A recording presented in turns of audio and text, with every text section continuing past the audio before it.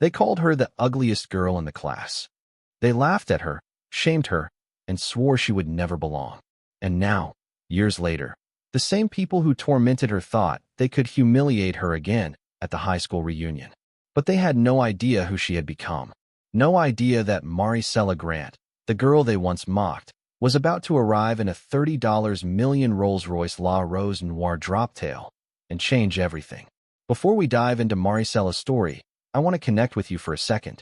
Wherever you're watching from, your city, your town, your country, drop it in the comments below. I want to see how far this story of resilience, courage, and rising above hate reaches. Every single comment matters, and I'd love to hear from you. It reminds us all that no matter where we are, we're in this together. Maricela Grant was 27, and the world had finally stopped hurting as much as it used to, but the scars still knew her name. She sat in her Manhattan penthouse office, the floor-to-ceiling windows glowing with the late afternoon sun when the email came in. It wasn't fancy. No pretty fonts. No warm memories.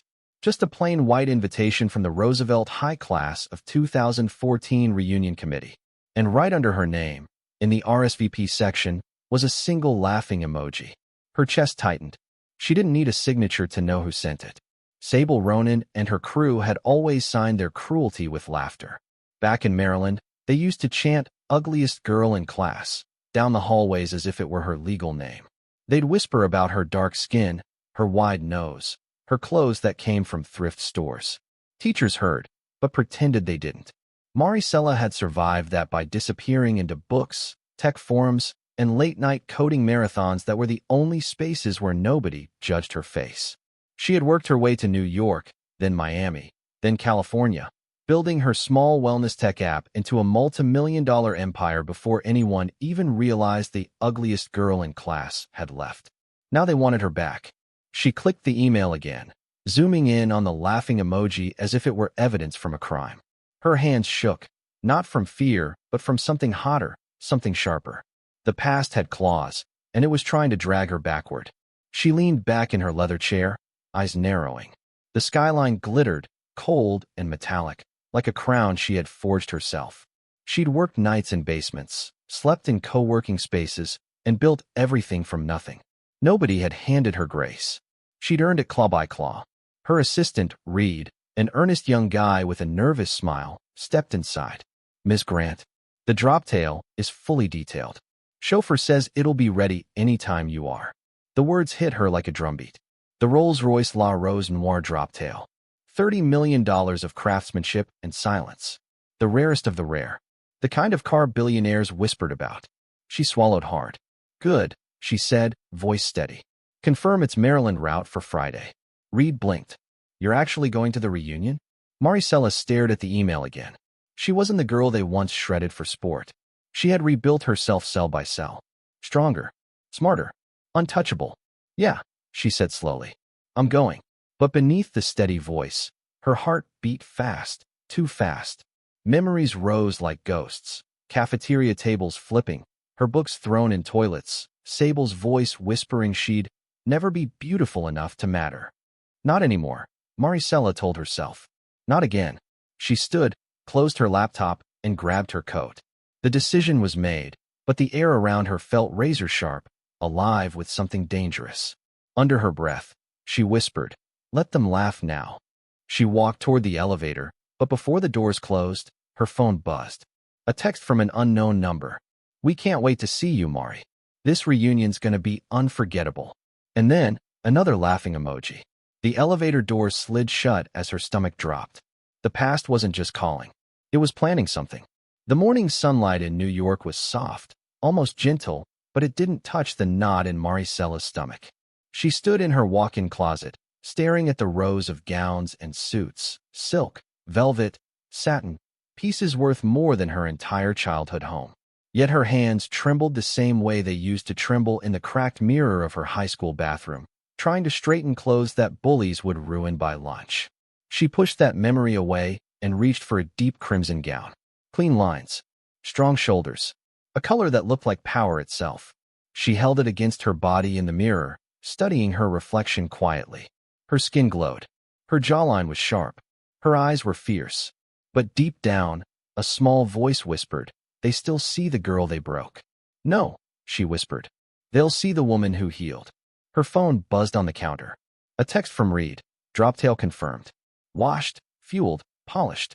Chauffeur on standby. Let me know your departure time." Just reading the message made her pulse jump.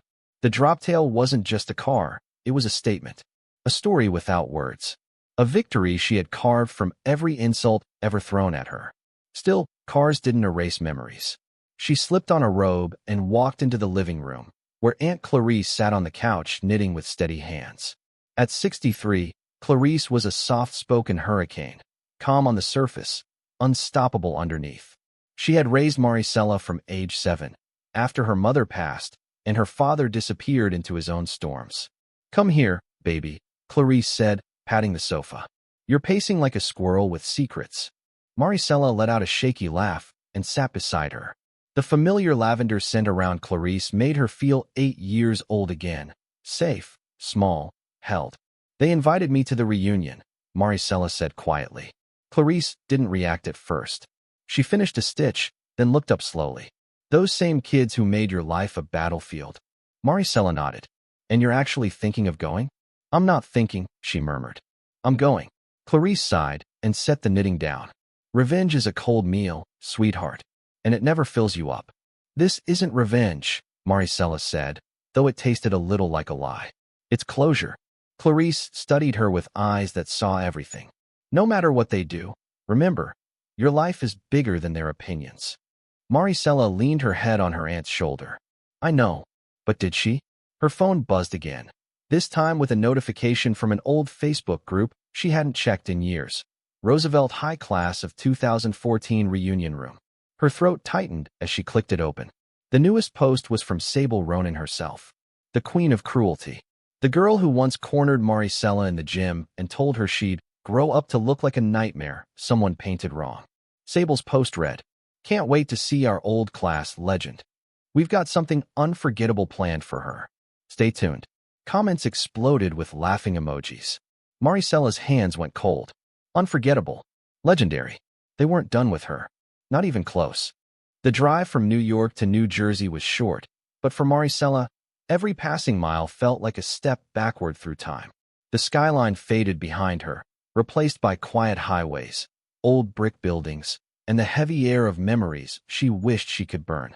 When the chauffeur pulled into her old hometown, her chest tightened. Nothing had changed. Not the cracked sidewalks. Not the weathered bus stops. Not the feeling that the ground itself remembered her pain. She asked the driver to stop near the old corner store.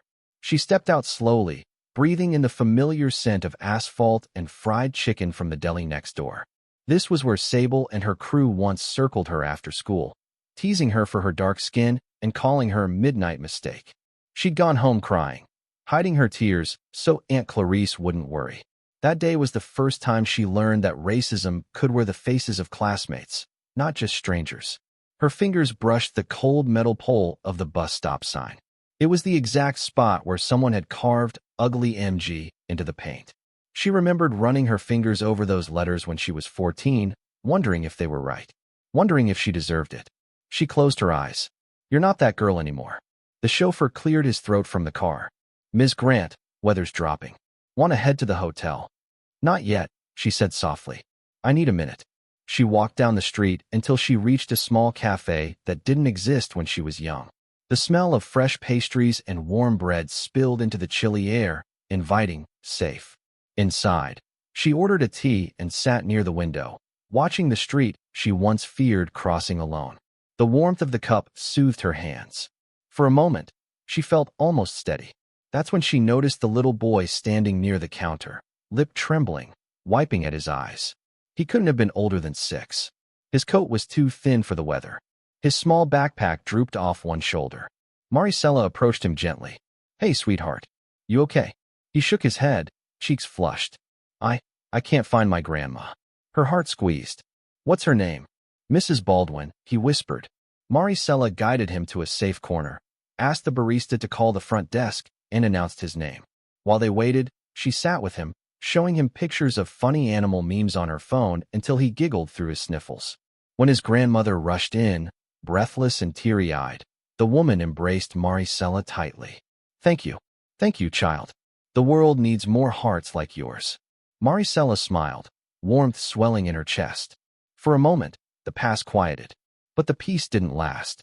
As she walked back toward the exit, she heard two voices behind her, whispers sharp enough to cut. Did you see Sable's post? She said the surprise is going to make everyone scream. Oh, totally. That girl deserves it. I mean, who shows up after disappearing for a decade? She still thinks she's better than us. She's gonna regret coming. For real. Maricela froze. She didn't turn around. She didn't breathe. The words wrapped around her chest like a fist. Something much worse was being planned, and they were waiting for her. Back in her hotel room, Maricela paced across the polished floor like the walls were closing in on her. The dim lamp cast long shadows, and every flicker of light made her pulse jump. Her reflection in the giant mirror stared back at her. Perfect makeup, perfect posture, perfect mask. But underneath, the old fear was awake again, stretching, breathing, reminding her she had once been prey here. Maybe I shouldn't go, she thought. The idea hit her harder than she expected.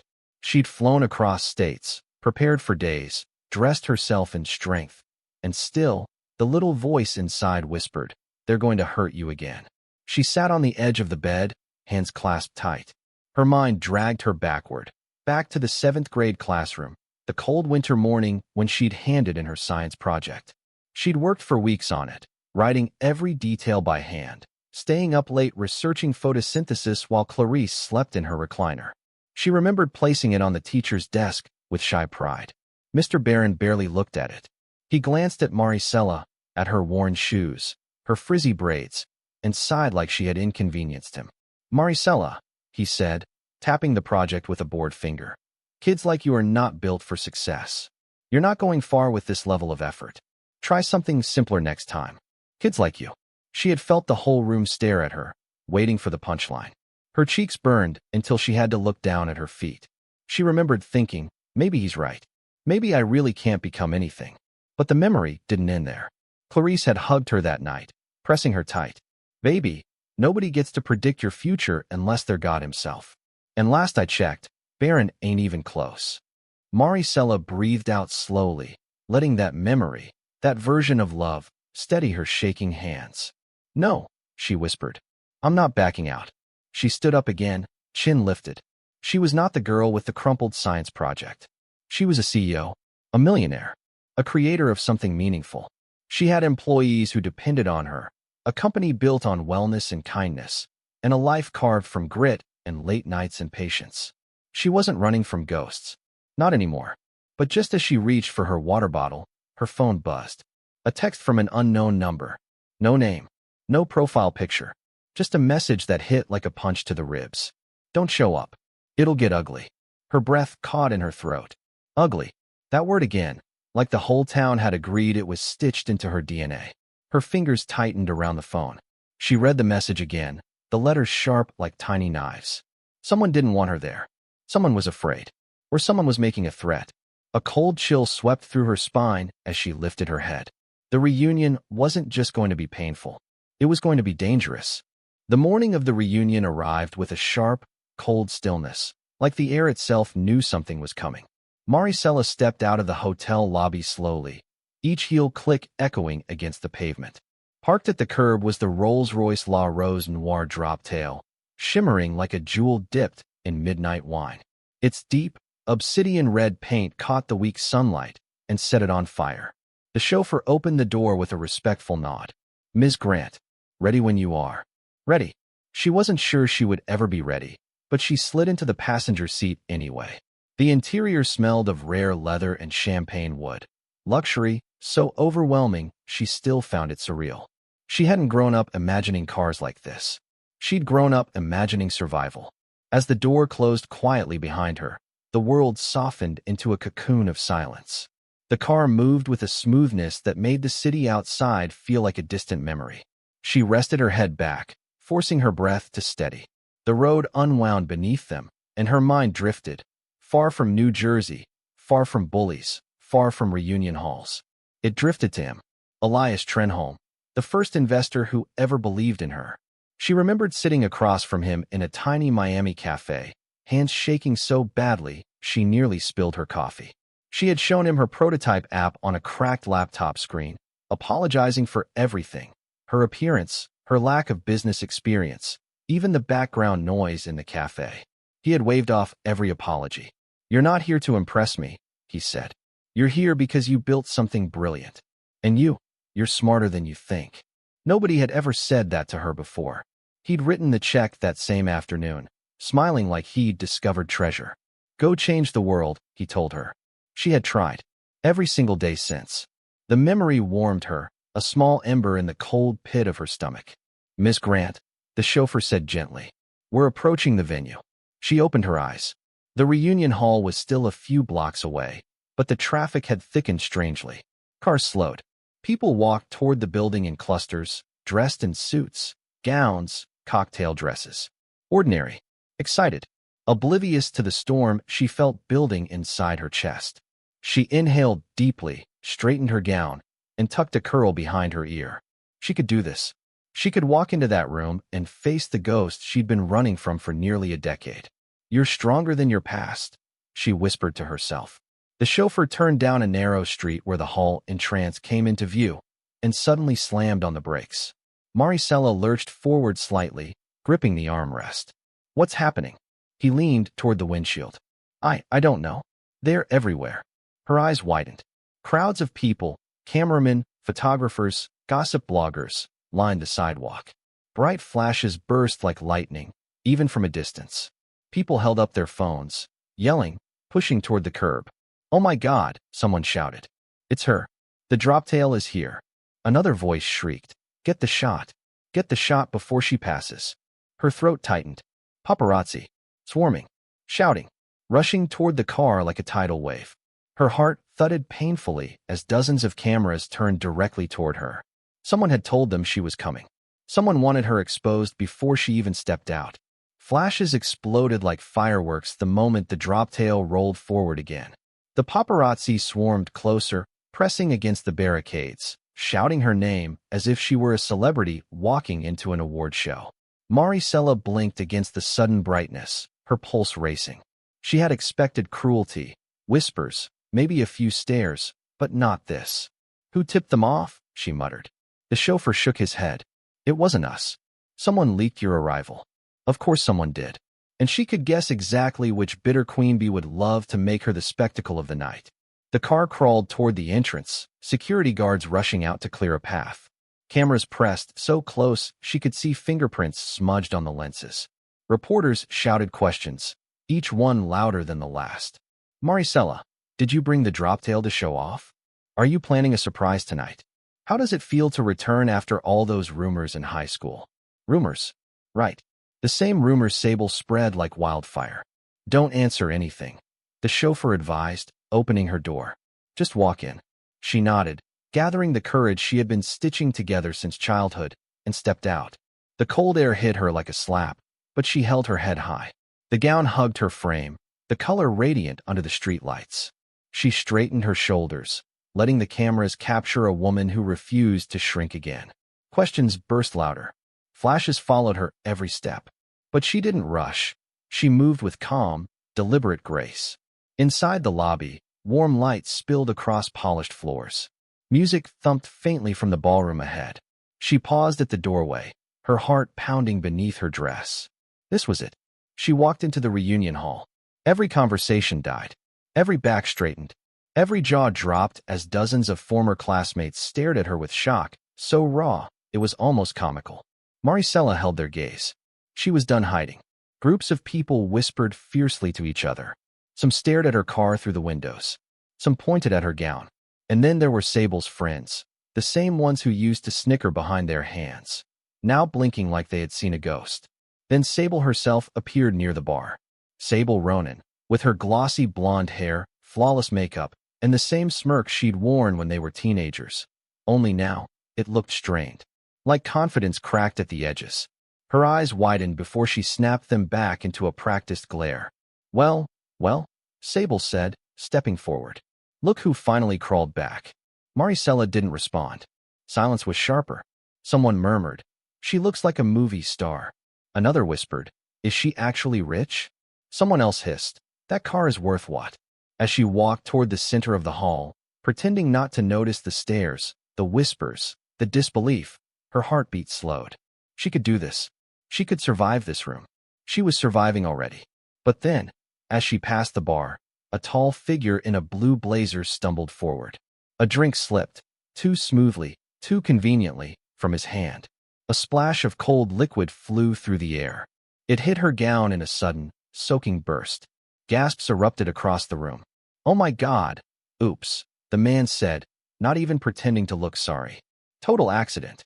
The cold seeped through the fabric, clinging to her skin, and the room went silent, waiting for her to break.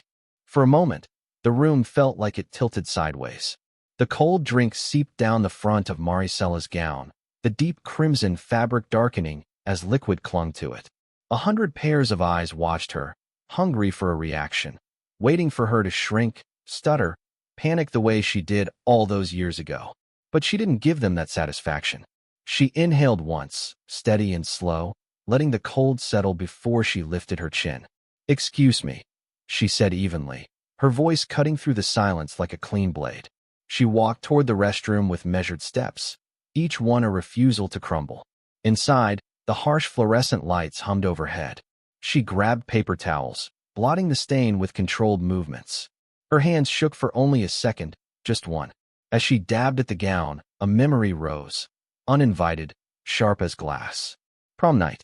She saw herself at 17, wearing a dress bought secondhand, one size too big. She remembered walking into the decorated gym, the lights dancing across faces that looked through her like she was invisible. She'd lasted 12 minutes. 12. Then someone snickered about her ugly dress, and 2 more joined in. She had run into the bathroom and cried silently in a stall, terrified someone would hear her sobs. She remembered wiping her mascara with cheap tissue, whispering to herself, "Don't let them see you." She had eaten her prom cupcake alone in that stall. Now here she was, older, stronger, but still battling the same shadows. She dropped the wet towels into the trash, squared her shoulders, and stared into the mirror. "You're not that girl anymore," she whispered. Then she walked back out. The ballroom buzzed with whispers when she re-entered, but she kept her expression smooth, unreadable. Some classmates avoided her eyes, guilty. Others smirked. Sable raised a champagne flute, as if in a twisted toast. Maricela ignored them all. Near the far table, she noticed someone sitting alone, a woman with round glasses, fidgeting nervously with her hands. Her name surfaced from the distant past, Noire Patel, the quiet girl, the one who once offered Maricela a pencil after someone stole hers. Noire looked up, startled when Maricela approached. "Hey," Maricela said softly. "Mind if I sit?" Noire blinked. "You want to sit with me?" "Of course." Noire smiled shyly, shoulders relaxing. "You look amazing. I'm really glad you came tonight. Most people don't admit it, but you were treated horribly back then." Maricela's throat tightened. Kindness always hit harder than cruelty. They talked for a few minutes. Gentle, honest conversation that softened the sting of everything else.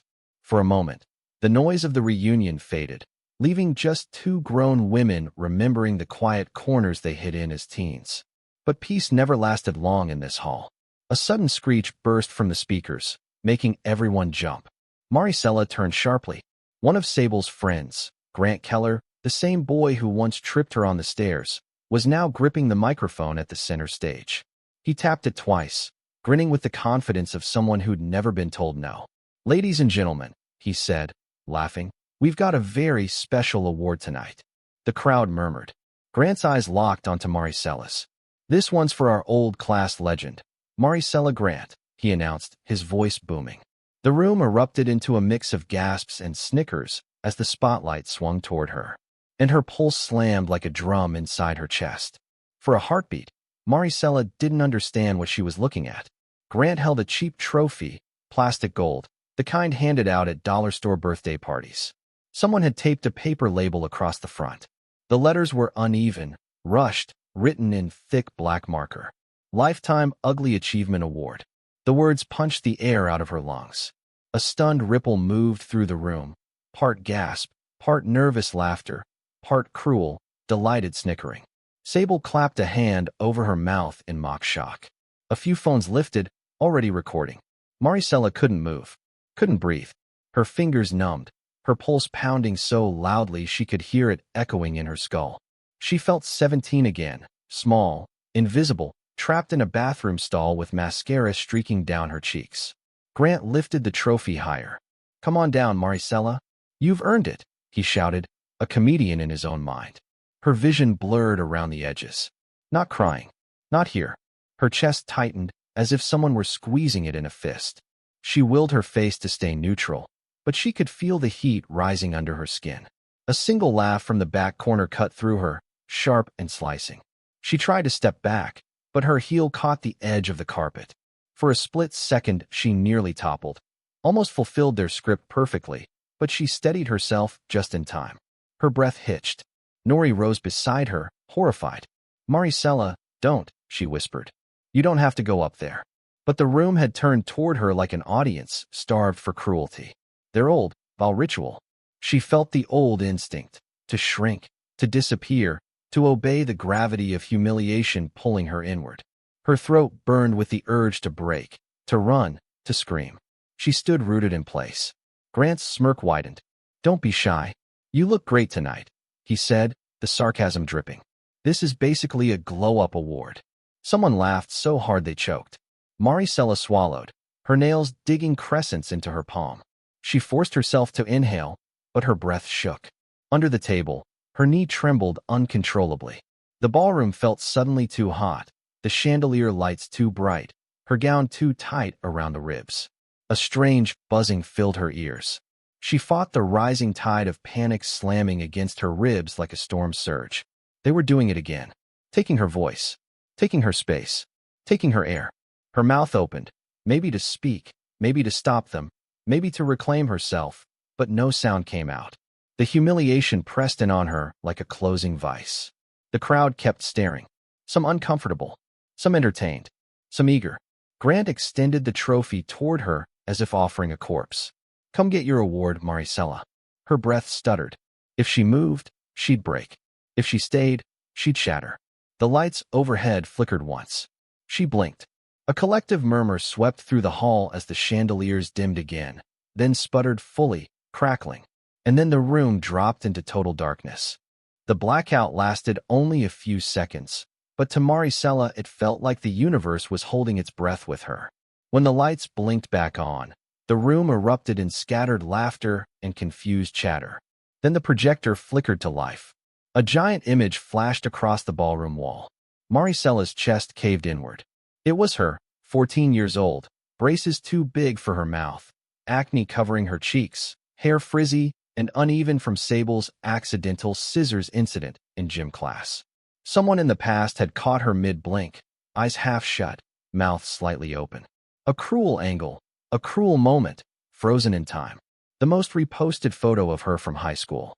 The one they used when they voted her class ugliest. The room went quiet, then a few snickers leaked out. Someone whispered, "Oh my God, I remember that," followed by a soft, malicious giggle.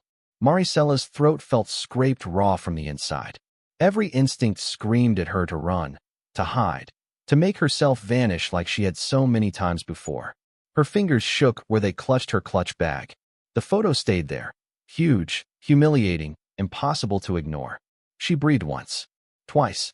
Slow, steady, grounding breaths she learned back when she was trying to rebuild the part of her that they had shattered. She blinked rapidly, fighting the sting burning behind her eyes. "Don't give them your tears.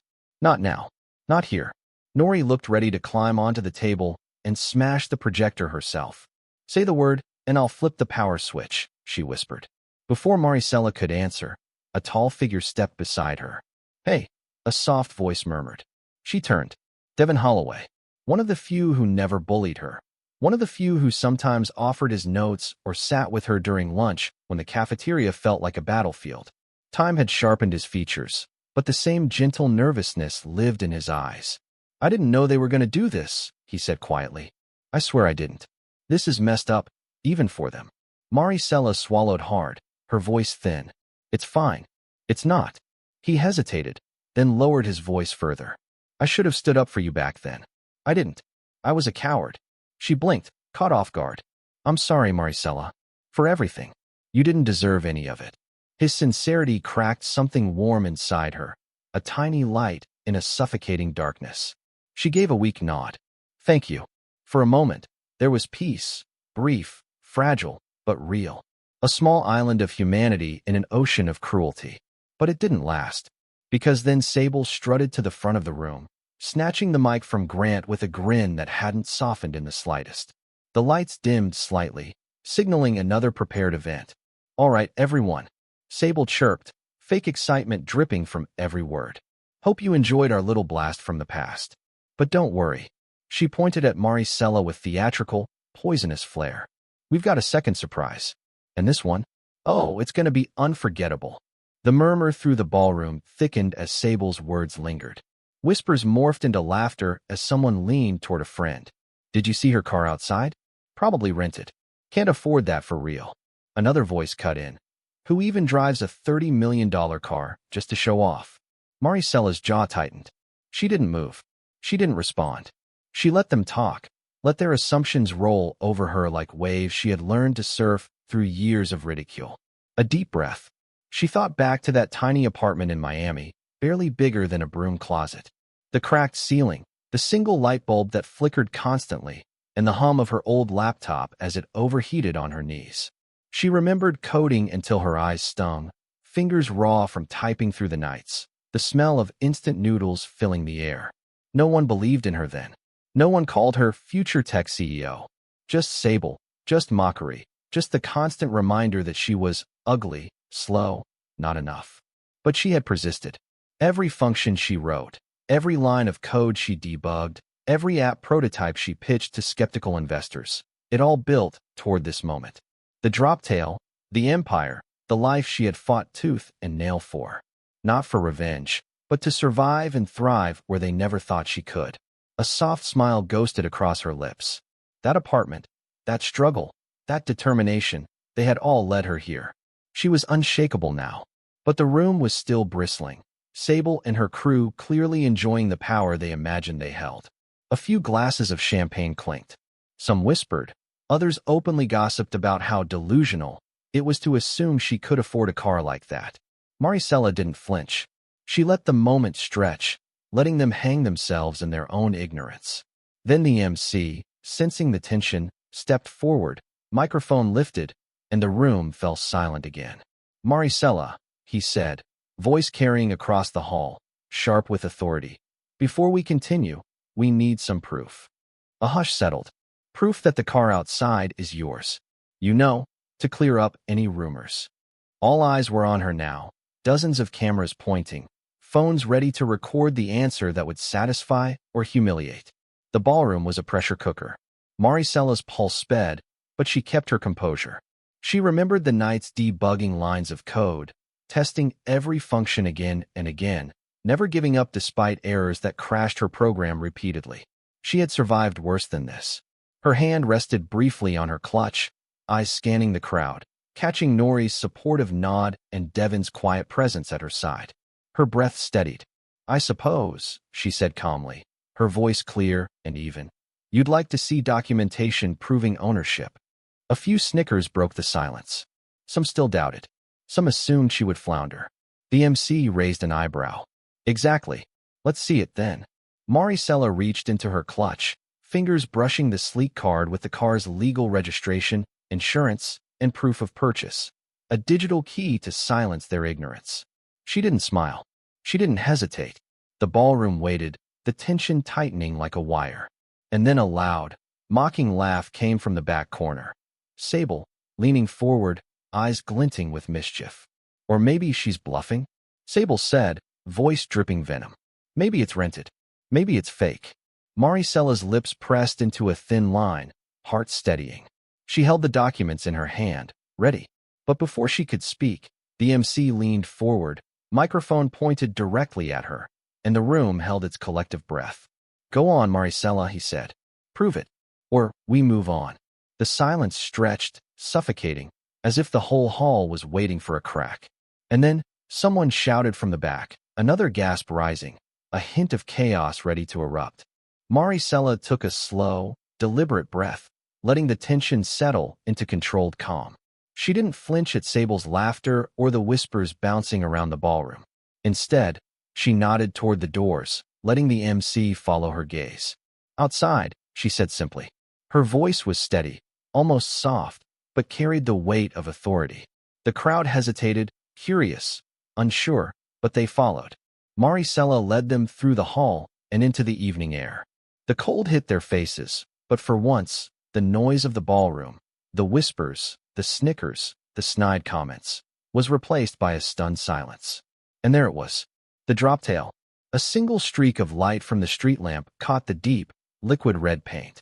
Its curves glimmered like liquid fire, chrome accents reflecting every startled expression, the license plate a subtle signature of ownership.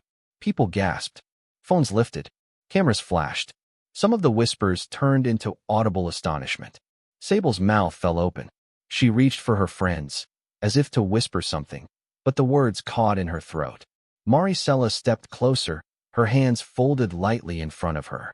"It's not rented," she said, voice quiet, almost casual. "The Noire Droptail is one of 3 in the world. Fully custom, handcrafted for precision, with a bespoke engine built over 3 years. It's mine." A collective murmur swept the crowd. Some shook their heads, disbelieving, some stared wide-eyed. A few applauded softly. Maricela didn't react. She let her words linger in the air like a spell, letting the truth settle into the hall. A soft voice broke through the stunned silence. "Maricela." She turned and saw Tessa Nguyen, a classmate who had been shy and overlooked back in school, stepping forward. Tessa's smile was tentative but genuine. I just wanted to say congratulations," Tessa said, voice quiet but full of warmth. "I've been following your work for a while. Your wellness app, it's incredible. You've really made a difference." Maricela's lips twitched into a soft smile. It was a small moment, but it grounded her. Here was someone who had remembered the girl she used to be, without judgment, without cruelty. Someone who could see her for more than the labels they had stuck on her. "Thank you," Maricela said. Her voice carried just enough pride to be heard, but never arrogance. "It means a lot." The world seemed to pause for a second. Even the flashing cameras seemed to hesitate. But that pause shattered when Sable stepped forward suddenly, her polished nails glinting under the streetlight. In a movement both quick and deliberate, she leaned toward the car with a faint smirk and a twist of her wrist. Maricela caught it out of the corner of her eye. The smirk was all the warning she needed. Sable's hand scraped the gleaming surface of the Droptail. A collective gasp burst from the crowd. Phones dropped lower to capture the act. Some cried out, "No," or "Stop." The air charged instantly with tension, sharp enough to cut. Maricela's heart skipped a beat, but her stance remained calm, eyes narrowing slightly as the crowd held its breath. Sable was testing her, and Maricela was ready. Maricela's hand shot out, catching Sable's wrist mid-scratch. The polished nails dug slightly into her palm, but she didn't flinch. "Enough," she said, her voice low, steady, almost terrifying in its calm. Sable froze for a split second, eyes narrowing, lips pressed into a thin line. Then she tried to jerk free. Maricela held firm. A security guard surged forward, placing himself between them, his presence solid and protective. 2 more guards flanked Sable, who was now sputtering and glaring, a mix of rage and disbelief etched across her face. The crowd murmured, some cheering quietly for Maricela, some stunned at the audacity she displayed. But Maricela's eyes weren't on them. They were on Sable. And in that gaze, decades of old pain burned. The locker room, she thought, fingers tightening ever so slightly.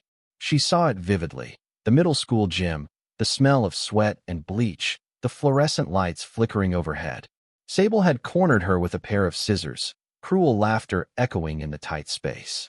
"Let's fix that hair, midnight girl," she'd said. Snip, snip. A chunk of her carefully braided hair had fallen to the floor. She remembered staring at it, horrified, feeling powerless as her reflection changed in front of her. And now, here she was, fully grown, confident, unyielding. The scars remained, but they no longer dictated her actions. She exhaled slowly, letting the rage settle. Anger bubbled, yes, but it was controlled now, tempered by years of survival. She didn't need to destroy Sable. She just needed to stand, unbroken. "Walk away," she said softly, but the words carried authority. Sable's lips twitched, a sneer forming that didn't reach her eyes. She glanced back at the crowd, frustrated that Maricella's presence made her look small instead of powerful. The guards nudged Sable back toward the building, and Maricela stepped aside, hands pressed lightly together, heart still hammering in her chest. The Droptail gleamed behind her, untouched now, a monument to her persistence. She finally exhaled, allowing herself a brief moment of relief. A few classmates approached, whispering, murmuring their awe at her composure. Devon stayed at her side, silent, supportive, a reminder that not everyone had grown cruel with time. Then, almost before she could process the calm, the distant wail of sirens pierced the night. Red and blue lights flickered against the brick walls of the building and the glossy finish of the Droptail. Maricella's pulse leapt into overdrive. "What now?" she muttered, more to herself than anyone else. A uniformed officer approached, badge glinting, looking at her with a professional mixture of caution and authority. "Ma'am," he said, voice clipped, "we received a report that this vehicle may have been stolen. We need to verify ownership." The words hit like a punch. The Droptail, her proof of triumph, her symbol of resilience, was suddenly under threat from someone else's lies. She met the officer's gaze, steadying herself. "It's mine," she said firmly. "I have the documentation. Check everything you need. It's all legitimate." The officer nodded, but the crowd had already gathered closer, whispers spreading like wildfire. And somewhere in the chaos, she caught Sable's eyes, shifting from anger to a glimmer of panic. Someone had called the police, and the night had just escalated further. Maricela stood beside the Droptail as two uniformed officers approached, clipboards in hand. The crowd had parted slightly, forming a nervous semicircle. Her pulse was steady now, her nerves focused like laser beams. Years of confrontation, humiliation, and struggle had led her to this very moment. She would not falter. "Ma'am," the taller officer began, tone professional but cautious. "We received a report that this vehicle may be stolen. Can you verify ownership?" Maricela reached into her clutch, fingers brushing the sleek digital key card and tablet she always carried for the car. She didn't flinch, didn't stammer. "Yes," she said, voice calm, controlled. "Everything is on this device: registration, insurance, proof of purchase, digital verification, bank statements, everything." The officer raised an eyebrow. "Let's see it then." With smooth efficiency, Maricela handed over the tablet. The officer tapped through the files, scanning images of official paperwork, notarized documents, even the private correspondence with the manufacturer confirming the car's bespoke creation. Each detail was airtight. His brow lifted, impressed despite himself. "Well, everything checks out. That's remarkable." Maricela's lips pressed into a thin line. "It's mine," she said simply, letting the weight of her words settle over him. She didn't need to argue. The evidence spoke for itself. The officer handed the tablet back. "I'll note it in the report. No further issues here." He nodded once, curt, professional, then softened. "By the way, I have to say, your career, your work, it's inspiring. Most people don't come this far from where you started. It takes vision and grit." Maricela blinked, surprised by the gentleness in his voice. She straightened, letting herself exhale. "Thank you. That means a lot." He nodded again, giving her a respectful glance before moving on to address other witnesses. The immediate threat dissolved. The tension in her shoulders eased just a fraction. For the first time that evening, she allowed herself to breathe without feeling like every eye in the room was a weapon aimed at her. Noire sidled up beside her, eyes wide. "You handled that so gracefully. I can't believe people actually called the cops." Maricela shook her head with a small, wry smile. "Some people never stop trying to hurt you. You just have to make sure they fail, every time." For a few moments, calm spread through her. The Droptail gleamed quietly in the lamplight, untouched, untouchable. The officers dispersed. Classmates lingered, whispering in awe at her composure, some giving hesitant smiles of admiration. Even Sable stood at a distance, her smirk faltering under the weight of reality. Maricela allowed herself a small, private moment to savor it. Every insult, every cruel joke, every whispered rumor had led to this quiet, potent victory. Then, a sudden, high-pitched scream cut through the night from inside the ballroom. Heads snapped toward the doors. Drinks wobbled in hands. Some people dropped their phones. The scream was raw, panicked, urgent, filled with terror and disbelief. Maricela froze mid-step. Her pulse jumped again, sharper this time, colder. Someone inside the reunion was in trouble, and she could feel instinctively it wasn't over. This night, the night she had thought she controlled, had just turned dangerous again. The scream echoed again, more frantic this time, bouncing off the walls of the hall and spilling into the street. The crowd of classmates surged forward, some pushing, some shouting. Arguments erupted instantly, voices overlapping, fists gesturing, faces red with indignation. She shouldn't have been treated like that back then, someone yelled. It's her fault for showing up, another countered. Maricela stepped back instinctively, watching the chaos swell around her. The mixture of anger, guilt, and bravado among her old classmates created a storm she didn't want to be swept into. Yet she couldn't look away. It struck her suddenly. This is the same cycle that trapped me for years. Cruelty feeding on insecurity, insecurity breeding gossip, gossip reinforcing humiliation. Everyone trapped in a small hall of their own making, still playing the same games, refusing to break free. Her chest ached. She remembered herself at 15, hiding in locker corners, stifling sobs, wishing the world could stop spinning just long enough for her to breathe. She remembered Sable's laughter echoing in the gym, and Grant's smirk from the stairs, and even the teachers who looked away. And yet, she survived. She survived because she chose not to join the cycle. Not vengeance, not cruelty, just endurance. Growth. Maricela stepped away from the crowd, moving toward the street where the night air was cool and sharp. She knelt beside the Droptail, the car's liquid red finish gleaming under the street lamps.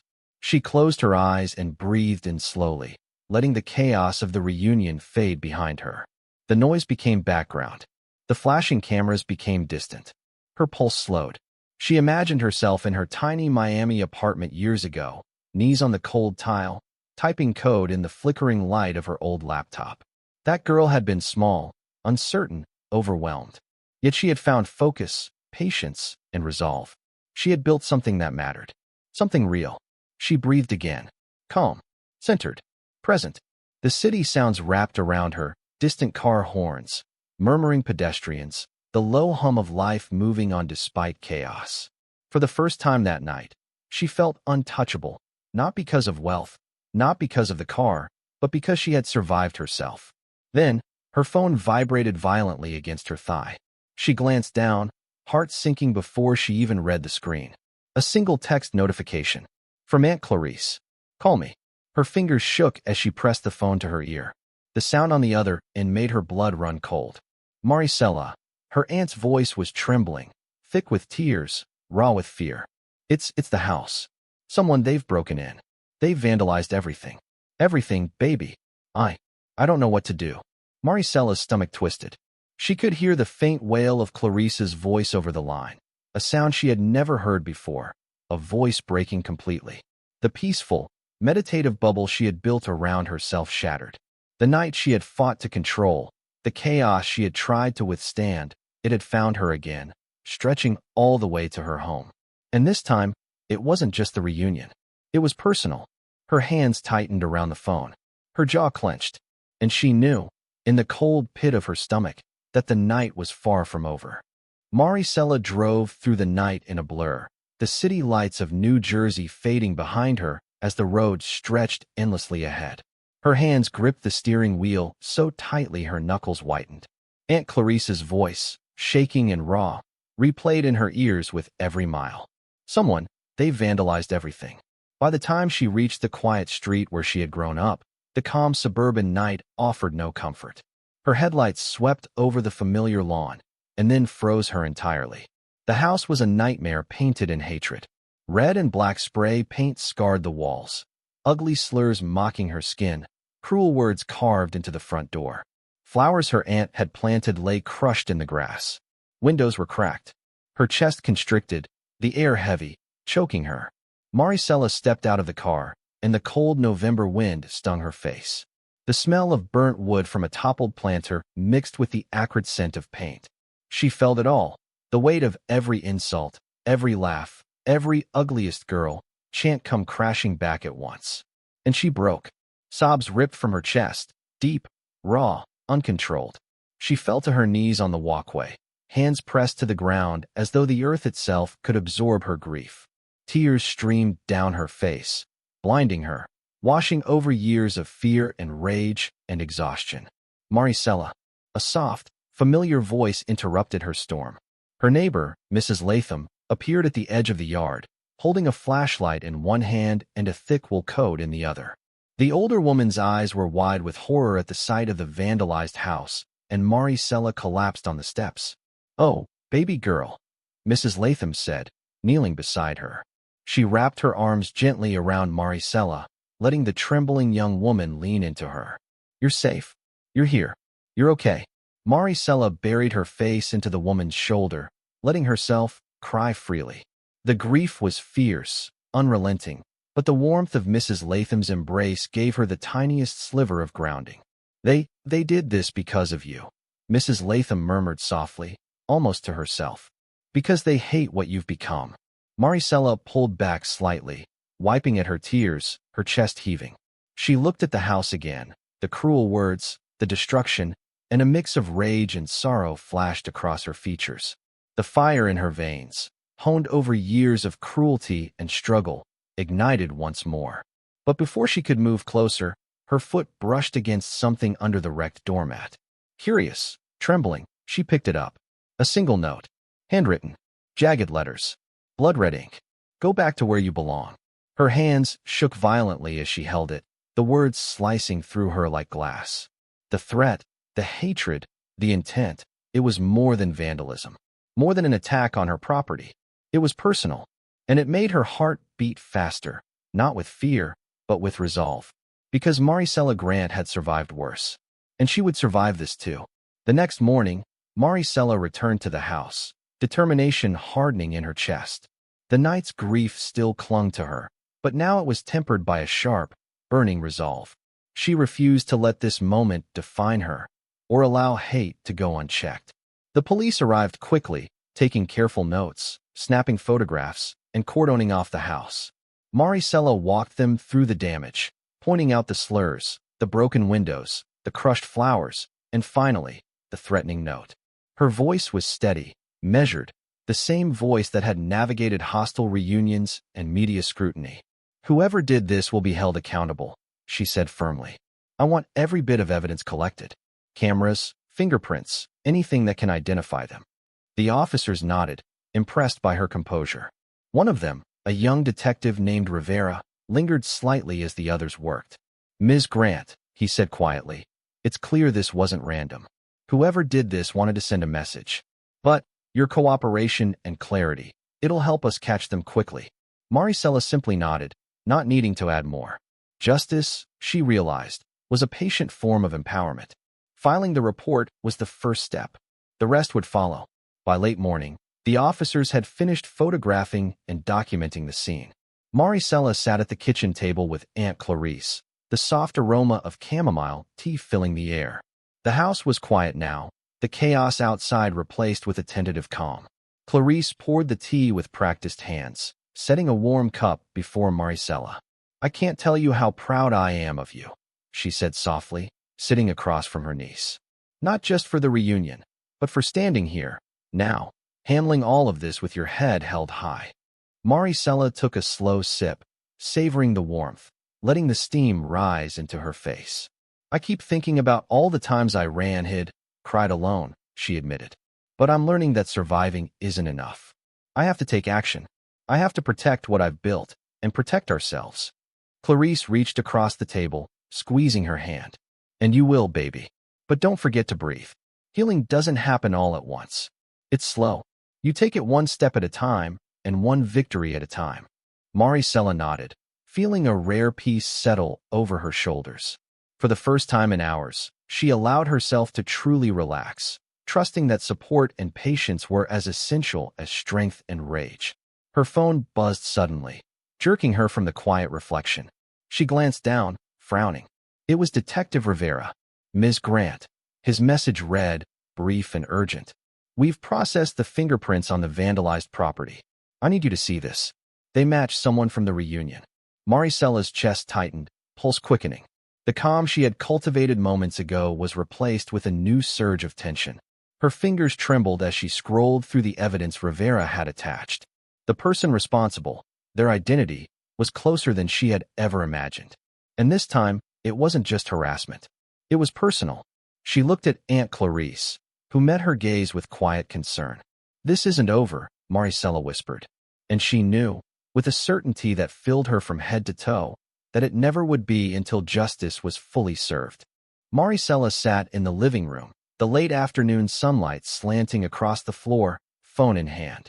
Detective Rivera's message had arrived moments ago, clear and precise. The fingerprints on the vandalized house matched one of Sable's closest friends, Keller Grant, the same boy who had handed her the Lifetime Ugly Achievement Award at the reunion. Her stomach knotted. She hadn't expected the coward to leave such clear evidence, but there it was. All the years of cruelty, all the threats, all the calculated humiliation, it had finally left a trace. By the evening, Rivera arrived at the house with Keller in tow, a young man pale, sweating, and twitching under the weight of the police's attention. Maricela rose to meet him, her heels clicking softly on the hardwood floor. "Keller Grant," she began, calm but eyes sharp, "you defaced my home. You sent threats. You vandalized property." "What?" Keller's eyes darted around, avoiding her gaze. His shoulders slumped, like the world had finally pressed down on him too heavily to resist. I didn't mean," he stammered. His voice cracked. "I wasn't thinking. I was scared. I was jealous of you. I wanted to. I don't know. I wanted to feel like I mattered.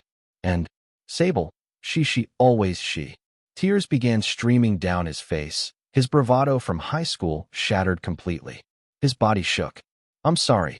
I'm so sorry. I hated you. I hated myself. I didn't know how to stop it." Maricela's jaw tightened. She could feel the surge of years-long anger, the urge to shout, to strike, to make him feel a fraction of the pain he had caused. But she inhaled, forcing it down. She had won. She had survived. She didn't need revenge. "Your insecurity doesn't excuse your actions," she said firmly, voice calm, yet carrying every ounce of the authority she had built over the years. "You've harmed me, my home, my family, and your life will bear the consequences if you don't make this right. But crying now doesn't erase the years of cruelty." Keller nodded miserably, letting himself collapse into a chair as the police guided him gently to the couch. Before Maricela could step back and let the officers take over, her phone buzzed again. Another message, but this one was not from the police. It was from Sable. She had posted publicly on social media, the screen flashing with her polished, infuriatingly perfect grin. "For the record," Sable wrote, "I had nothing to do with the vandalism." This is another one of Maricela's lies to make herself look like a victim. Typical. Sad. Maricela's chest tightened, a flicker of frustration spiking. The audacity. The gaslighting. She felt the weight of a crowd watching through the digital lens, whispers forming online even before she could respond. Her lips pressed together, jaw tight. But deep down, she knew one truth.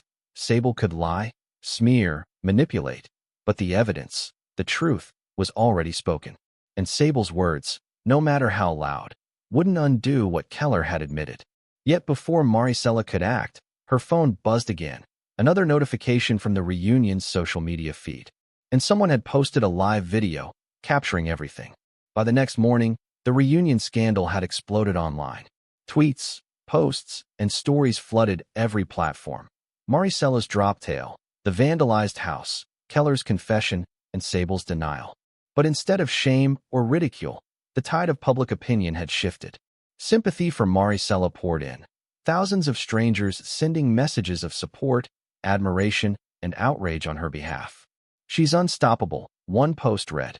"Imagine surviving all that and still handling yourself with grace," another said. "Class of 2009 messed up. Big time." Maricela scrolled through the comments slowly, her chest swelling. For the first time in years, she didn't feel like the outsider, the victim, the ugly girl they had labeled. She was seen, recognized, celebrated, even by strangers. But the attention was heavy too. Every post, every video, every reaction felt like a mirror reflecting her past, and her present simultaneously. She needed grounding. She needed to remember where she came from, what had shaped her strength. By mid-afternoon, she found herself driving back to the little church in New Jersey where she had grown up. The brick walls were weathered, the windows streaked with the soft colors of stained glass, and the faint scent of candle wax filled the air. It was a quiet place, humble, but filled with echoes of her childhood prayers, Sunday songs, and the warm hands of the congregation that had welcomed her when the rest of the world had been cruel. She sank into a pew, letting her fingers trace the carved wood. The cool, polished surface grounded her, connected her to the past. She thought of the young Maricela, sitting alone, praying for courage to face bullies, for clarity to understand why the world could be so cruel. She thought of Aunt Clarice, of Noire, of Devon, all the people who had quietly bolstered her when she didn't even know she needed it. For the first time in a long time, she closed her eyes and allowed herself to simply be. Not strong, not empowered, not performing for the world, just a girl who had survived and grown. The quiet was comforting, but it didn't last. Her phone buzzed again. She frowned, picking it up. A new video was trending.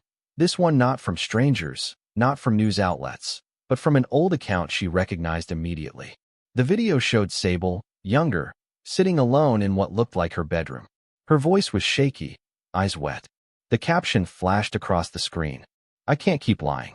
I'm the one who started everything with Maricela. I humiliated her. I told people lies. I thought it was harmless, but I was wrong. She didn't deserve any of it. I'm so sorry." The confession played like a wound opening in the past. Maricela felt her chest tighten, a mix of shock, vindication, and something quieter, relief. Relief that the truth, at last, was coming to light in a way no one could deny. The video had gone viral within minutes. Comments flooded in, some in shock at Sable's honesty, others praising Maricela for her resilience. Maricela lowered the phone slowly, letting the gravity of the moment sink in. Years of ridicule, shame, and invisibility had finally collided with the undeniable truth. But even as a small smile began to form, she knew the final confrontation, the real reckoning, was still ahead. And from the shadows of her screen, she sensed Sable was about to face the consequences of a confession she could no longer retract. By the next day, the fallout was unstoppable. Sable's video had gone global. Every social media platform buzzed with outrage, disbelief, and schadenfreude. News outlets picked up the story, from bullies to billionaires. Maricela Grant's rise and Sable Ronan's fall. Maricela watched it all unfold quietly from her office, the early morning sunlight slicing across the sleek surfaces of her Miami headquarters. Keller's confession, the vandalism, Sable's denial, and now the undeniable admission had created a perfect storm. Former classmates, coworkers, and even distant acquaintances began publicly condemning Sable. Job offers rescinded, invitations withdrawn, profiles deactivated, and finally, a knock at her door. Sable stood there, face pale, lips trembling. She was dressed impeccably, as always, but the arrogance that had once shielded her was gone. Her eyes were red, wet, and raw with something close to shame. "Maricela," she began, voice cracking. "Please, I know I've hurt you. I know it's unforgivable. I'm so sorry. I don't expect you to forgive me, but I had to apologize. I was wrong." Maricela didn't respond immediately. Her hands rested lightly on the desk, fingers brushing the edge. Every instinct in her body screamed both to walk away and to strike with words that could dismantle the fragile shell of composure Sable had left. Years of pain, humiliation, and rage flickered across her mind.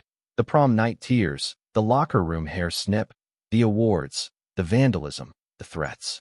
And yet, she also remembered the girl she had become. The woman who had coded in tiny apartments, fought for every inch of her career, survived every attack, and now sat before a fallen bully whose empire of cruelty had begun to crumble. Maricela said finally, her voice measured, almost quiet, but every word carried the weight of decades. "I don't know if I can forgive you, Sable. And even if I could, it wouldn't erase the damage you caused." Sable's shoulders slumped further, tears spilling freely. I'll accept that. I needed you to hear me say it. I was wrong. Completely. And I hate myself for what I did to you." Maricela stood slowly, feeling the surge of empowerment that had carried her through every battle since high school. She didn't yell. She didn't humiliate. She simply looked at Sable and said, "Then maybe it's time you face the consequences. And not me." Sable's lips quivered as she nodded, understanding in a way only humiliation can teach. Maricela turned, leaving the office and walking through the lobby of her company headquarters. Staff peeked at her, whispered congratulations. Outside, news vans had gathered, cameras blinking, microphones ready. The story was bigger than any reunion, bigger than any social media post. A team ushered her into position. The stage loomed, the press waiting, the room buzzing with energy and expectation. She adjusted the microphone, the weight of the past and the promise of the future pressing together in her chest. She glanced once at the crowd, then drew a slow breath. And with the world watching, Maricela stepped fully into the spotlight. The cameras clicked, the microphones leaned forward, and the hum of anticipation filled the press conference hall. Maricela stood tall, her posture unwavering, her gaze sweeping across the sea of reporters, flashing lights, and cameras. For a moment, the memories of high school, the whispers, the laughter, the cruelty, rose like shadows behind her eyes. She felt the old sting, but it no longer held her captive. She inhaled slowly, letting the weight of decades settle into clarity. Then she began to speak, her voice calm, steady, and resonant. "When I was a young girl," she said, "I was called many things. Ugly, weak, invisible, and for a long time, I believed them. I believed that my worth was defined by the opinions of others, by the cruelty of those who thought it was their right to decide who I was. But I learned a truth that I want every person listening today to understand. Your worth is not given by others. It is created by your actions, your courage, and your resilience." She paused, letting the words sink in, letting the light of understanding touch the faces around her. "Kindness," she continued, "is not weakness. It is power. Compassion is not naive. It is revolutionary. We all carry the capacity to rise above the hate and the lies, to heal ourselves, and to lift others along the way." Maricela's gaze softened. She looked at Sable, seated at the back, eyes downcast, guilt etched across her features. "I forgive those who hurt me," she said slowly. "But forgiveness does not mean further contact. Peace is not revenge, and freedom cannot be chained to the suffering of others. I choose peace. I choose to live my life without carrying hatred in my heart." A hush swept across the room, a mix of awe and inspiration. She smiled faintly, a quiet warmth, a grace earned through years of struggle. Later that morning, Maricela stepped outside. The air was crisp, the early sunlight spilling gold across the pavement. She slid into the driver's seat of the Rolls-Royce Noire Droptail, the engine's soft purr beneath her like a heartbeat of possibility. With a calm hand, she guided the car forward, rolling down the windows to let the wind brush against her face. The cityscape began to dissolve into the open road, the sun rising higher, painting the horizon with pinks and oranges that promised new beginnings. Every mile carried her farther from the weight of the past, every curve of the road a reminder that she was moving forward, untouchable by the cruelty she had endured. And yet, the world would soon learn the quietest, most extraordinary victory of all. A news bulletin circulated late that evening. Anonymous donations to schools, programs, and scholarships for students who had suffered bullying or racism. Hundreds of children across the country would now have opportunities they might never have had. The donations bore no name, but the impact was undeniable.